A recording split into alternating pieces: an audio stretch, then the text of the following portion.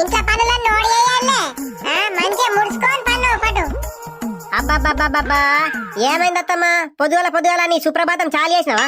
మరి కొంచెం పొద్దున లేచి పని చేస్తున్నది లేదు ఏం లేదు కానీ మంచిగా నువ్వు పని దాకా ఇటు మా కొడుకు భయం లేదు ఇటు నా భయం లేదు నీకు.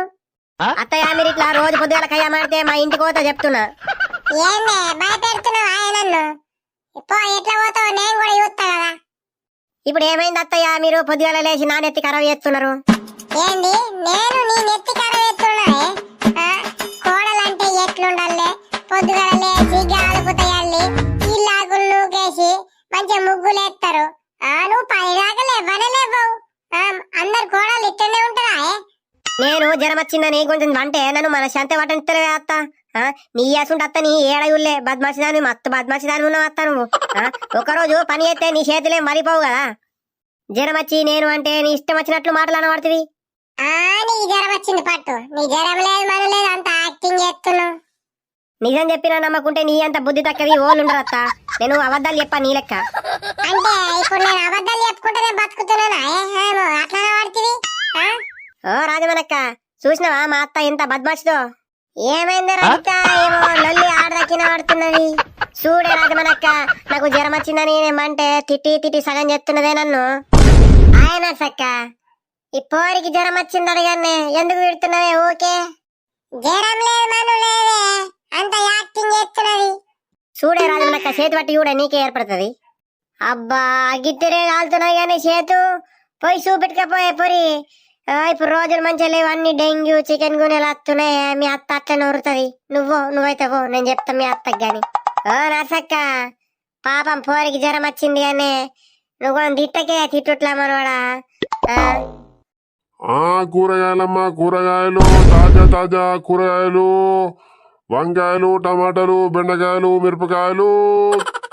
నర్సక్క కూరగాయలు తీసుకోవా? అయ్యల్లా నీ కూరగాయలు తీసుకుంటున్నాం పట్టిరా. మా కయ్యంకే ఏరిపోతలేమంటే నీ కూరగాయలు తీసుకుంటాం పడు. కూరగాయలు మళ్ళీ పొరడు. ఏమైంది నర్సక్క గట్లన్న పడుతుంది?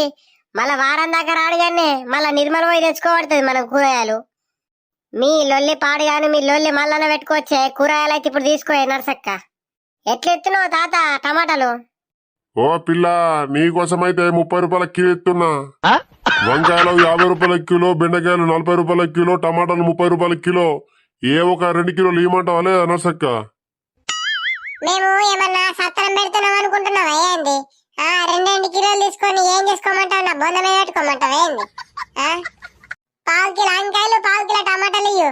అన్ని డబ్బా టమాటాలు తెచ్చి మునుగుతావు. అవి సూరత్ ఉన్నాయి మన ఉన్నాయి. ఏందైనా మంచిగుండే ఈ తాత దగ్గర. అయ్యో నేను ఇంకా 2 కిలోలు తీసుకుందామని నేను అనుకుంటున్నానే.